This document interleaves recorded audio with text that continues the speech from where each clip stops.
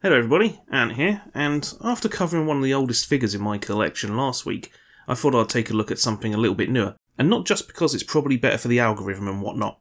Now I'm the sort of miserable git who doesn't get into the whole cross-brand pop culture mashup thing. I like a thing, and I don't need it mixed with another thing, thanks. That's too spicy. Besides, when all of entertainment is taking old things and repackaging them as new, do we really need two things getting mashed together? That's like double lazy. What kind of fool would fall for that? I'll tell you who. Me. That's who. And with all that said, great Scott, it's Gigawatt. Now this time-travelling robo-guy is the third original figure in the Hasbro collaborative range, which is essentially cross-brand bots designed to tickle double the nostalgia glands. So far we've seen Ghostbusters and Top Gun represented, and there's also a figure coming up based on the 90s X-Men cartoon. Obviously Gigawatt here is based on Back to the Future's time-travelling DeLorean. There was a range a decade ago that featured Marvel and Star Wars characters called crossovers, but I don't have any of those, and they all kind of looked a bit awkward. This guy though, he's looking pretty good. The first thing that struck me when I got him was how well they made him look like the thing he is. One look and you can tell he's not only based on the DeLorean, but he's based on the DeLorean. He's got the sharp angular hood on the front, gull wing doors on the back, and all the techno gumph that's unmistakably from the car from the film. I'll say this is a little bit more of a success than Ectotron, and definitely a lot more of a success than the Top Gun jet guy Maverick. What really sells the look is the eye-catching flux capacitor on his chest. It's about the only shot of colour on the front side of the figure. Well, that and the tiny timestamp text that I have a feeling I won't be able to catch on my webcam. This does bring up my one real gripe with the figure though. He's a little bit dull everywhere except for the torso. The head is a neat sculpt with his goggles and whatnot, but other than that he's just a series of grey and black slabs. There's some extra detailing on his shins, but it's lost a little bit in the grey. Personally, I think they should have made the back of his legs the front. All that extra detail from the car mode is kind of lost when it's all on the back of the figure. That one issue of mine is more of a nitpick though. I assume it's just because of his basis in an already existing mould. See, Gigawatt here is based on Siege Sideswipe, who I don't have. I figure it would have been easy to reverse the knees on him, but I guess the designers felt it would look a bit more natural this way round. It's fine though really, I just think it's a lost opportunity. As a modern-style Generations figure, Gigawatt has some pretty good articulation. Lots of arms and leg joints that can be wiggled around for all sorts of poses. Pretty standard stuff for the War for Cybertron line, really. Its head's a bit restricted, though. It can only turn left and right. Not a massive problem, though. Wasn't like you'd be able to see much if he looked down with his massive car hood in the way. It is a bit big, isn't it? Accessory-wise, he comes with a big old hook stick thing, you know, from the end of the first film.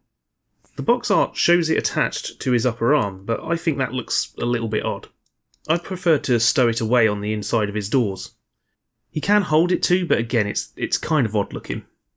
His gun is nice, looking a little bit like Optimus Prime's blaster with a little extra detail on it. It also has this tiny Mr. Fusion, which can sit on the top or the back, although I find it pops off kind of easily. What I prefer to do though is flip it upside down and pop it in his left forearm weapon port. It makes it look like a watch, which is perfect when you want to recreate that poster pose, which is how he's shown on his G1 inspired packaging. Weirdly, the Mr. Fusion is nowhere to be seen on the packaging, anywhere. Nice box art though. With all the figure talk out of the way, how's the transformation?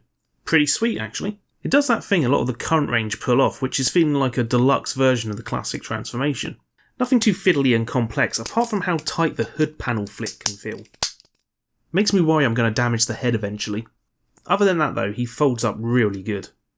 I like how pushing in his feet causes the exhaust on the back of the car to pop out, which works the opposite way when transforming him from car to bot mode.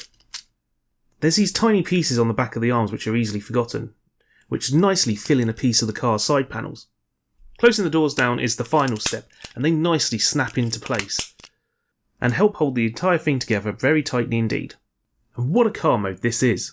Now he's not the first DeLorean Transformer. That honour goes to the G1 Micromaster Swindler, who I also do not have.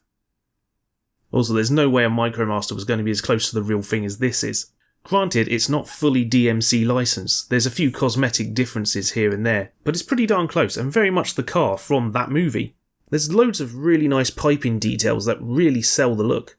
It honestly looks like it could be a proper model car. There's also all that detail on the rear with the tiny paint applications for the wiring and the like.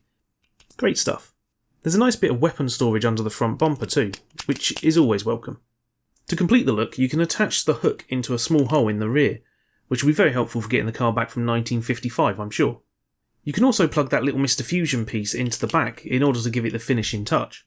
Although, like when being attached to the gun, it doesn't half pop off easily. I'm definitely losing that someday. Finally, you can fold the wheels up for that flying to the future of 2015 look. You know, where they didn't need roads. Still waiting on our flying cars in 2021. You sold us a lie, Zemeckis. I have had one of the rear ones pop off a few times when folding it down. It's easy enough to pop back in, but it is pretty irritating. All in all, this is a pretty dang nice figure. All the little extra detailing and tweaks made to this figure really make it stand out. You can tell they took that basic side sculpt figure and set about adding whatever they needed to achieve the goal of looking like a faithful recreation of the Back to the Future DeLorean in stunning detail.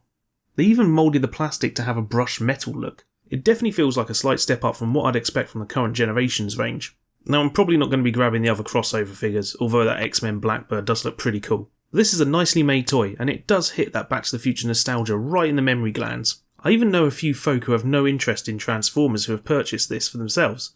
That's pretty cool. So, thank you for watching. I hope I'm doing these review things passably. Do a like, comment and subscribe if you think I am. I've got a fair few other figures in my collection I'd like to chat about, so I'll see you when I've decided what to do next. Bye!